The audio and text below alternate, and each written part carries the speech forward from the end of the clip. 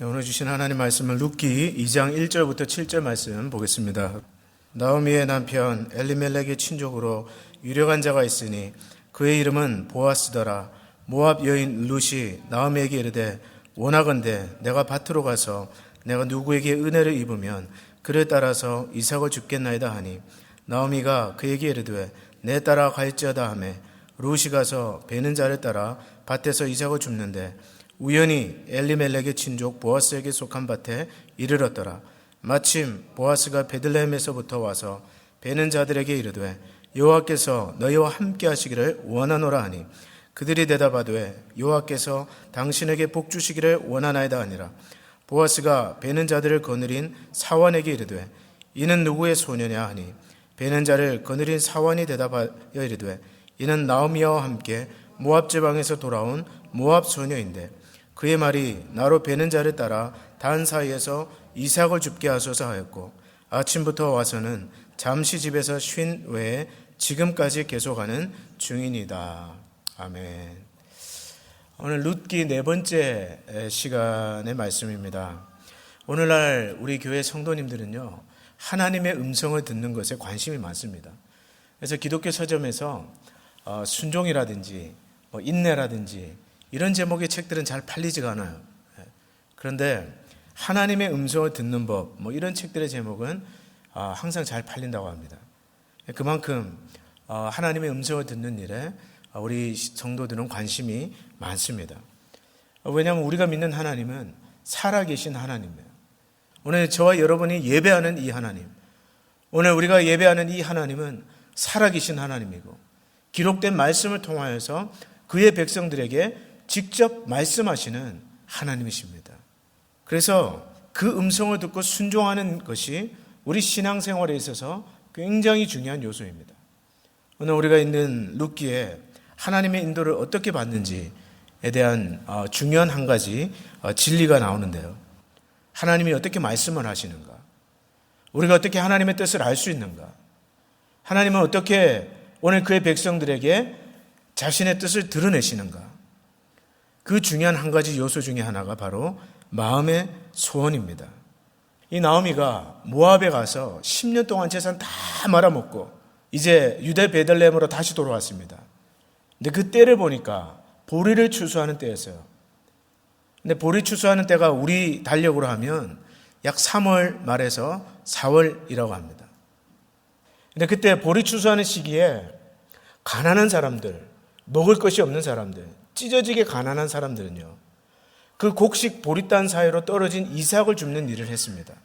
주인도 다 거두지 않고 곡식단에서 떨어진 이삭은 가난한 사람들이 와서 주울 수 있도록 남겨두었어요. 신명기에 하나님께서 그런 계명을 주셨어요. 그래서 오늘 이 룻이요, 그 시어머니 나오미에게 내가 오늘 누구의 밭에 가서 이삭을 줍겠나이다, 이 말의 의미는요, 가장 먹고 살 것도 없고 막막한 그 상황 가운데서 룻이 내린 선택이고 결정이었습니다. 시어머니를 모시고 돌아오기는 했지만 무엇을 해야 될지도 모르고 막막한 상황 가운데서 룻이 생각했던 것이 그거예요. 이삭이라도 주우러 나가야 되겠다. 누구의 밭에 가서 곡식 줍는 그 일이라도 한번 해봐야 되겠다. 아마 분명히 기도하는 가운데서 그 마음에 떠오르는 소원이 있을 것입니다. 많은 분들이요, 하나님의 뜻을 잘 모르겠다고 생각하시는 분도 있고 하나님의 음성을 듣고 싶어 하는 분들도 계실 거예요. 아마 오늘 이 밤에 예배드리는 여러분 가운데서도 어떤 문제를 놓고 기도하는 가운데 하나님의 뜻을 잘 모르겠다고 혼돈해야 하는 그런 분들도 있을 줄 압니다. 근데 역사적으로 하나님과 함께 깊이 동행했던 하나님의 사람들, 또 제 개인적인 경험을 비춰볼 때 하나님은요, 우리 마음에 소원을 주셔서 행하게 하시는 하나님이에요. 다시 말해서 저와 여러분의 마음에 드는 그 소원, 그것이 하나님의 뜻일 수 있다는 것입니다. 물론 여기에 전제가 있습니다, 여러분. 우리 마음에 드는 모든 소원이라고 해서 그것이 다 하나님의 뜻은 아닙니다. 성경에 하지 말라고 되어 있는 것, 성경에서 금한 것, 하나님은 그것과 반대되는 소원을 우리에게 주시지 않습니다. 그러나 대부분의 경우 이 룻처럼 무엇을 해야 될지 모르고 먹고 살기 막막한 가운데서 떨어진 이삭이라도 주우러 나가야 되겠다. 그러면서 그 시어머니에게 원하건대 나로 밭으로 가서 이삭을 줍게 허락해 주십시오. 그 룻의 마음에 있었던 그 소원, 그것이 하나님의 인도하심이었습니다. 느헤미야가 그 포로 생활에서 잡혀왔던 그 백성들과 함께 무너졌던 성벽을 재건합니다. 그런데 이때 성벽을 다 재건해 놓았는데 또 문제가 터진 것이요. 그 성읍, 예루살렘 성읍 너무 넓고 사는 인구는 너무나 적은 거예요. 그래서 성벽을 이미 지어 놓았지만 그 성벽을 지킬 만한 충분한 인구가 되지 못했습니다. 그때 느헤미야가 기도하는 가운데서 결정한 것이 인구를 조사해야 되겠다.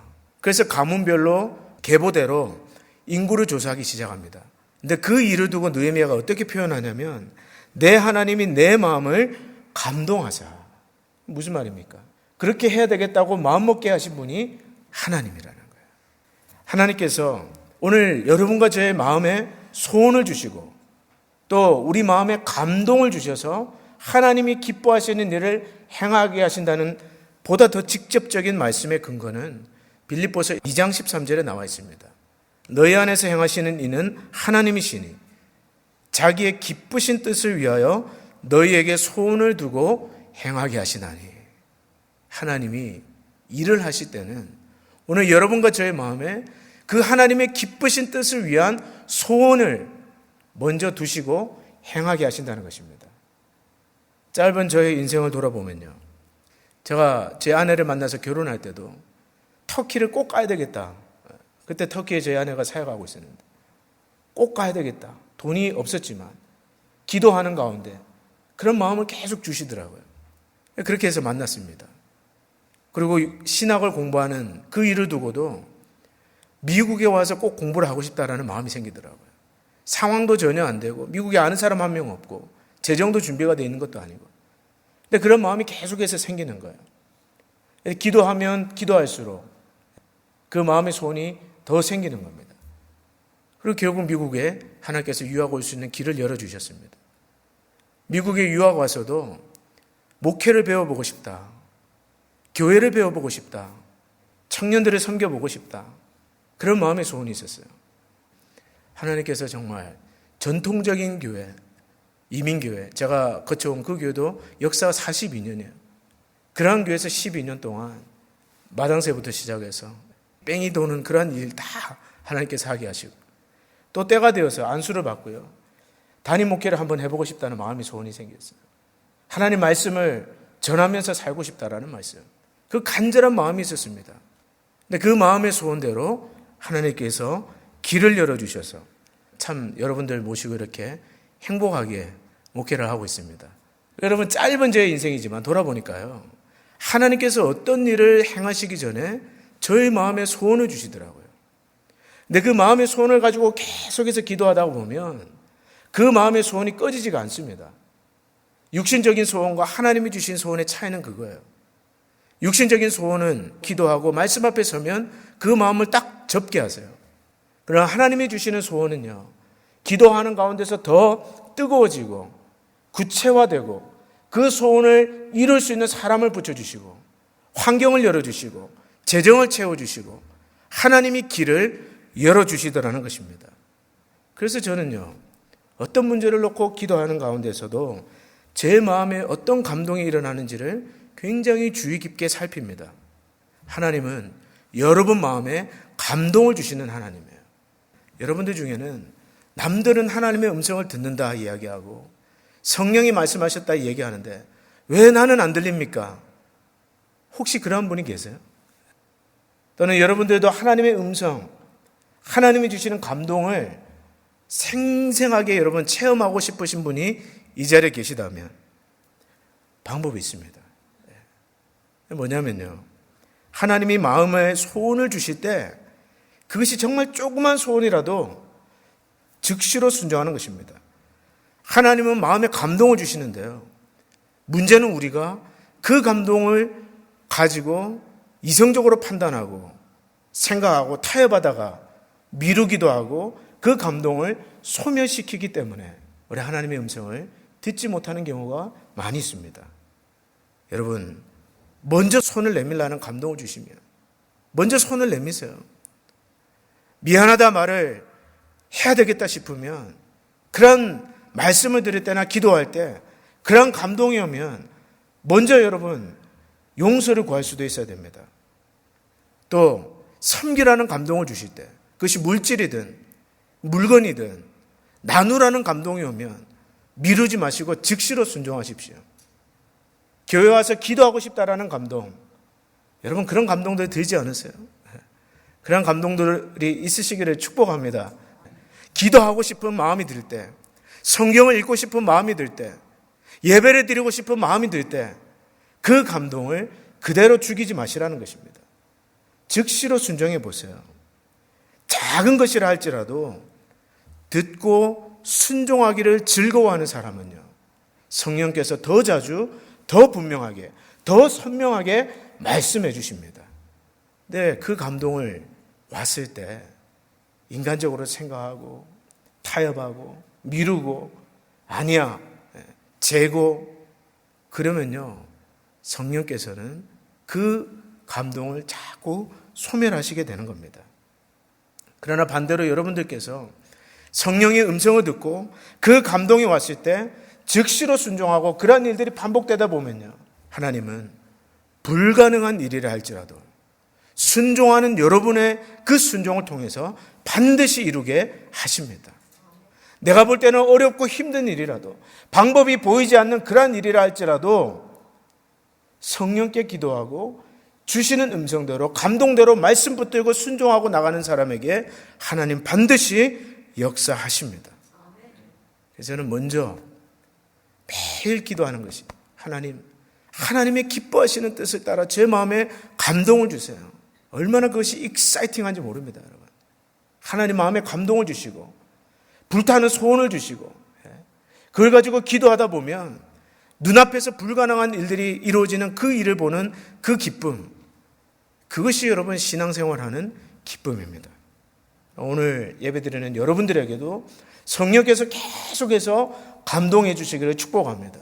그리고 작은 감동이라도, 작은 것이라도 성령께서, 하나님께서 여러분 마음에 주시는 그 거룩한 소원이 있다면 묻지 말고 따지지 말고 그대로 즉시 미루지 말고 순종해 보시기를 축복합니다. 그럴 때 여러분들 하나님의 은혜를 경험하게 되는 거예요. 오늘 룻은 먹고 살기 위해서 어쩔 수 없이 자기는 생각했을 거예요. 상황에 밀려서 어쩔 수 없이 이삭을 주우러 나가야겠다고 마음먹었겠지만 실상 그것은 하나님이 주시는 감동이었습니다. 하나님이 주시는 마음의 소원이었어요. 자기도 모르게 그 감동 따라갔을 때 여러분 어떤 일이 펼쳐졌습니까? 3절 말씀 한번 보겠습니다. 3절 말씀 같이 읽어보겠습니다. 시작. 룻이 가서 베는 자를 따라 밭에서 이삭을 줍는데 우연히 엘리멜렉의 친족 보아스에게 속한 밭에 이르렀더라. 자, 여기서 펜이 있으시면 우연이라는 단어에 여러분 동그라미를 한번 쳐보세요. 우리가 이 글을 읽으면서 이게 어떻게 우연이냐? 하나님의 예배하심이고 하나님의 작정이고 섭리지 이게 무슨 우연이냐? 룻기를 지은 저자가 의도한 반응이 정확하게 그겁니다, 여러분. 우연히 룻이 가서 베는 자를 따라서 밭에 갔는데 이삭을 줬는데 그것이 알고 보니까 보아스의 밭이더라. 자, 보아스가 누구예요? 오늘 1절 말씀입니다. 나오미의 남편 엘리멜렉의 친족으로 유력한 자가 있으니 그의 이름은 보아스더라. 자, 여기서 유력하다는 말은요, 부자라는 뜻입니다. 보아스는 부유했습니다. 돈이 많았어요. 그런데 거기에 그치는 것이 아니라 이 유력하다는 말 의미에는요, 사회적으로도 존경받는 인물이라는 뜻이 포함되어 있습니다. 여러분, 오늘 대기업 사장이나 총수들, 회장들이 돈은 많지만 사회적으로 손가락질 받는 경우가 얼마나 많습니까? 그런데 이 보아스는요, 유력한 자인데 그 유력하다는 말은 돈을 많을 뿐만 아니라 존경까지 받는 사람이라는 거예요. 이 보아스의 인격을 볼 수 있는 대목이 오늘 우리가 읽은 4절 말씀인데요. 보아스가 자기 밭에 와서 첫 번째 자기 밭에서 일하는 하인들에게 인사를 하는데 뭐라고 인사를 합니까? 여호와께서 너희와 함께 하시기를 원하노라. 여러분, 이 자리에는 직원들을 거느리시고 사업을 하시는 그러한 분들도 계십니다. 여러분들이 여러분의 사업장에 딱 들어가서 직원들을 보면 어떻게 인사하십니까? 물론 하이, 굿모닝 이런 인사도 하겠지만 많은 주인들이 종업원들을 대할 때 들어가면 뭐라고 얘기해요? 오늘 많이 팔았어? 오늘 손님이 좀 많아? 이런 물어보잖아요. 그 이제 직원들은 또 눈치를 보고. 근데 이 보아스는 그의 밭에 갔을 때 첫 번째 인사, The Lord be with you. 하나님이 너희들과 함께 하기를 원한다. 축복부터 하고 들어간 거예요. 근데 이 축복에 그 하인들이 뭐라고 대답합니까? 여호와께서 당신에게 복 주시기를 원하나이다. 종들이 그 주인 보아스에게 그렇게 말하는 거예요. May God bless you. 근데 여러분, 이 인사법은요, 사실은 유대인들에게 친구나 대등한 관계에 있는 사람들이 주고받는 인사예요. 무슨 말인지 이해가 되시죠? 윗사람이 아랫사람에게 하는 그런 인사법이 아니라는 겁니다. 무슨 말입니까? 이 보아스는 비록 자기 밭에서 일하는 하인들이었지만, 어떤 의미에서는 자기가 막대해도 되는 그런 사람들이었지만 그들을 인격적으로 대했다는 겁니다. 오늘 직원들을 데리고 사업하시는 우리 성도님들 계시다면 사업장에 있는 여러분들의 직원을 할 수 있는 한 많이 축복하시기를 바랍니다. 아마 그렇게 하고 계실 거예요. 직원들의 이름을 불러가면서 축복하시고 그분들을 위해서 기도해 주세요. 그리고 만날 때마다 가능한 한 오늘 이 말씀 그대로 한번 축복해 보세요. 그리고 오늘 여러분들 가운데서 다른 분들의 밑에서 일하는 분들이 계시다면 여러분들의 주인에게, 여러분들의 오너에게 많이 축복하시기를 바랍니다. 비록 내 일은 아니지만 하나님, 내 주인에게 복 주시기를 원합니다. 내 주인의 하는 사업 위에 God bless you. 하나님 축복하기를 원합니다. 그럴 때 하나님께서 여러분의 일도 잘 되게 하실 줄 믿습니다. 그것이 하나님의 어떤 기뻐하시는 모습이에요. 오늘 보아스의 모습이에요. 그는 돈도 많았고 능력도 많았고 유력한 자였지만 겸손한 인격을 가진 존경받는 사람이었습니다.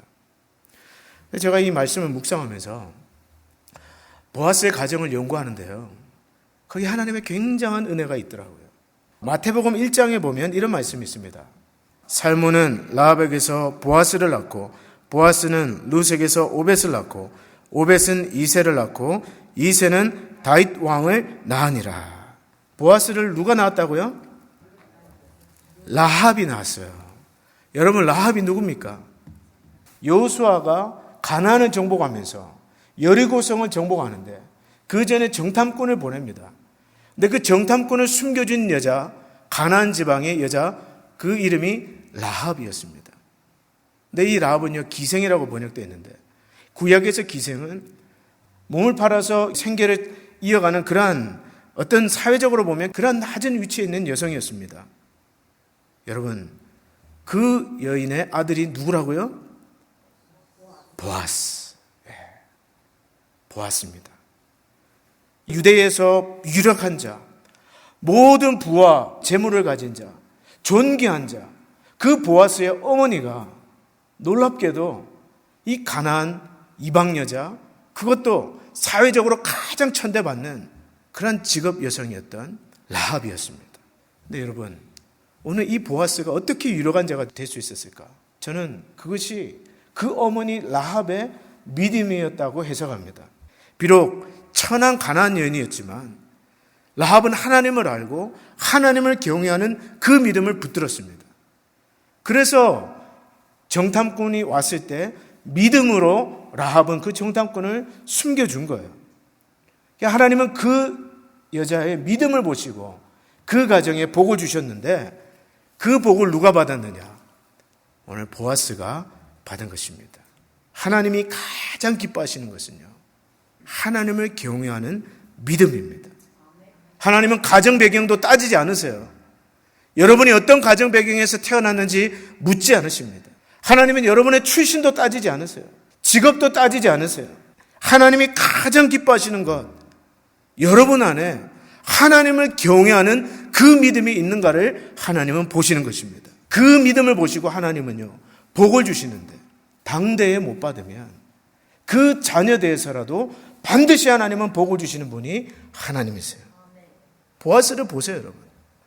아무것도 없는 그 천하고 멸시받고 천대받는 그 이방 여자 라합을 어머니로 두었는데 오늘 그 아들 보아스는 유다 베들레헴에서 유력한 자로 존경받는 존귀한 자가 되어 있지 않습니까? 그러므로 성도 여러분, 여러분이 좀 가난할 수가 있습니다. 여러분이 재물이 좀 부족할 수도 있어요. 그러나 예수 믿는 것이 어렵다 할지라도 믿음을 포기하지 마시기를 바랍니다. 신실하게 하나님을 섬기고 신실하게 하나님을 믿는 신앙을 붙들고 있으면 하나님은 여러분에 대해 복을 안 주시면 여러분 다음 때 자녀들에게서도 반드시 하나님은 복 주시는 하나님이시라는 것을 믿으시기를 바랍니다. 그래서 룻이 이삭이라도 주어야 되겠다는 그 절박한 마음으로 밭에 나갔는데 이 존귀한 자 보아스를 만나게 됩니다. 자신의 문제를 완벽하게 회복시켜 줄 수 있는 그 유력한 사람. 이것을 보면 우리가 무엇을 알 수 있습니까? 하나님은 순종하는 사람의 삶을 반드시 인도해 주시는 하나님이세요. 아무리 막막한 상황에서 먹고 살 것이 없어 보이는 그 대책 없는 상황이라 할지라도 하나님은 하나님을 믿는 그 순수한 믿음을 가지고 하나님을 의지하고 순종하는 그 사람의 인생을 반드시 인도해 주신다는 것입니다. 여기 우연이라는 말이 아까 제가 말씀하신 것처럼 as it turned out, 나중에 보니까, 나중에 알고 보니까 그것이 보아스의 밭이더라. 여러분, 하나님의 인도하심의 특징이 있는데요. 그것이 무엇입니까? 앞을 보면 보이지 않아요. 그러나 뒤를 돌아보면, 돌아보고 나니까, 지나고 나니까 그것이 하나님의 뜻이었구나. 이해가 되는 것이 하나님의 인도하심의 특징입니다. 제가 부교육자 생활 12년 동안 하면서 자꾸 말해서 죄송하지만 하나님 왜 길을 열어주지 않으세요? 왜 이렇게 힘들게 하세요? 그런데 여러분, 그때는 원망하고 불평하고 괴로워했는데 지금 여기 와서 보니까 as it turned out, 이해가 되는 거예요. 저는 지금 여기에서 담임 목회하고 있지만 웬만한 일로 놀라지 않습니다, 여러분. 당황하지 않습니다. 이게 목회지. 이게 목회지. 이게 인생이지. 다 이해가 되는 거예요. 다 이해가 됩니다, 여러분. 근데 만약에 저에게 그 시간이 없었더라면 아마 저는 마음이 물같이 녹았을 거예요. 누가 한마디 하면 마음이 물같이 녹고 정신줄 놓아버리고 혼비백산하고 우왕좌왕, 갈팡질팡, 좌충우돌. 근데 지금 안 그래요, 여러분. 제 마음은 제가 레이크 타워의 호수처럼 잔잔합니다. 지난주 월요일 날에요. 이제 하루 쉬는 날이니까 저희 애들이 방학이라서 저희 딸을 데리고 마운틴 로즈 트레일을 한번 갔습니다. 우리 인후에 이 곳곳에 아름다운 자연이 많잖아요. 그래서 이제 마음도 좀 쉴 겸해서 이제 저희 딸하고 이제 마운틴 로즈를 갔는데 한 40분을 올라갔는데요. 겁이 나더라고요, 사실. 겁나올까봐. 겁나올까봐 겁나고. 또 계속 걸어 올라가는데 그냥 숲만 보이고 뭐 아무것도 안 보이는 거예요. 편말 따라 그냥 쭉 올라가는데 겁나면 어떻게 하나. 그걸 한 45분을 계속 걸어갔습니다. 근데 산 중턱에 딱 올라가니까 경치가 그렇게 좋은데요. 저 밑에 리노강이 쫙 보이면서 반대편으로는 그냥 눈이 덮인 그 산이 보이는데 정말 여러분 복 받은 데 사시는 줄 믿으시기를 바랍니다. 뭐 요세미티 갈 필요가 없어요. LA 살 때는 요세미티 한번 1년에 휴가 받아서 갈 때 7시간, 8시간 차 타고 가는데 여기는 20분만 드라이빙 가지고 가면 요세미티 수준의 자연이잖아요. 그래서 여러분 그 45분, 50분을 그렇게 둘이서 막 헉헉대면서 올라가다가 딱 가보니까 이해가 되더라고요. 하나님이 우리의 삶을 인도할 때도 마찬가지입니다. 때로는 우리가 인생을 살면서 마치 모든 숲에 가린 것처럼 앞인지 뒤인지 보이지도 않고 내가 어디쯤 가고 있는지 잘 가고 있는지 그것조차 헤매는 순간이라 할지라도 포기하지 않고 끝까지 인도하는 대로 따라가다 보면 이해되는 날이 반드시 온다는 것입니다. 그러므로 여러분 하나님의 뜻이 잘 보이지 않을 때, 지금 여러분들 가운데 하나님의 뜻을 몰라서 헤매고 있는 분이 있습니까? 아무리 기도하고 순종하고 나는 순종한다고 가는데 계속해서 막히고 보이지 않고 막막한 가운데 걸어가고 계신 분이 있다면 계속해서 한 걸음 한 걸음 성실하게 순종해 나가시기를 바랍니다. 그러면 반드시 하나님의 모든 선하시고 기뻐하시는 뜻을 이해하게 될 날이 올 줄로 믿습니다. 여러분, 조바심을 내지 마세요. 신앙생활 하면서요, 한 번에 다 하려고 하지 마세요. 신앙생활은 100m 달리기가 아닙니다. 저는 목회도 그렇다고 생각해요. 제가 지금 담임 목회하고 있지만 100m만 뛰고 나는 집으로 돌아가겠습니다. 이게 아니잖아요. 이건 마라톤이에요. 42.195입니다. 조급해하지 마세요. 때로는 하나님의 뜻이 다 보이지 않는다고 해서 안 달래지 마세요. 여러분, 김장환 목사님이라고 계신데 이분은 원래 미군 하우스보이였습니다. 1950년대에 그렇게 가난할 때 미군 부대 가서 허드렛 일 도와주던 하우스보이였는데 미군 병사의 눈에 띄어서 미국에 와서 공부를 하게 되고 공부하는 과정 가운데서 목사가 되고 나중에는 미국 남침례 교단의 총회장까지 지냈던 수원에 있는 침례교회 은퇴 목사님이시죠. 아마 여러분들도 아실 거예요. 그분의 쓴 자서전을 제가 10수년 전에 제가 읽었는데 아직도 제 마음에 남는 그 구절 하나가 있습니다. 이분의 좌우명이에요. 이것입니다. 작은 것에 충성하면 큰 것도 맡겨주시고 오늘의 최선을 다하면 내일도 열어주신다. 작은 것에 충성하면 큰 것도 맡겨주시고 오늘 이 하루에 최선을 다하면 하나님이 내일도 열어주신다는 거예요. 이것을 기억하기를 바랍니다.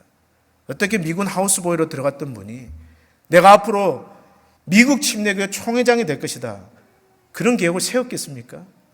아니에요.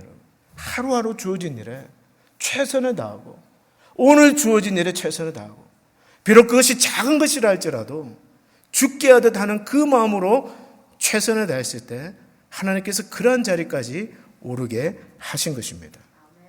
그러므로 여러분, 불평하지 마시고 인생을, 이 신앙의 여정을 긴 안목으로 보시기를 바랍니다. 룻기의 특징이요, 기적이 없습니다. 룻기에서 갑자기 죽은 자가 살아났다는 이야기가 없어요. 룻기에서 기도했는데 갑자기 하늘에서 불이 내렸다는 기록이 없습니다. 룻이 순종하겠다고 기도했는데 갑자기 홍해가 갈라졌다는 그러한 기적의 스토리가 룻기에는 없어요. 여러분, 룻기에 나타나는 기적이 뭐야?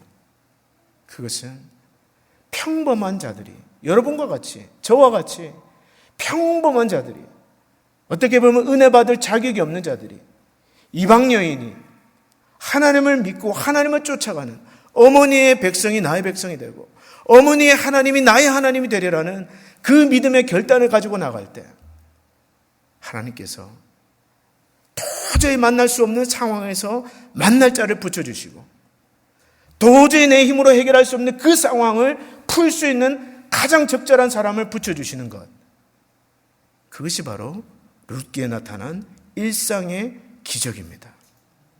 그러므로 여러분, 매일매일 하나님의 인도하심대로 성실하게 순종해 나가지, 그렇게 순종해 나가시는 주의 자녀들이 되시기를 바랍니다. 오늘 룻을 본 보아스가 종들에게 묻습니다. 저 소녀는 누구냐? 그때 그 종들이 대답합니다.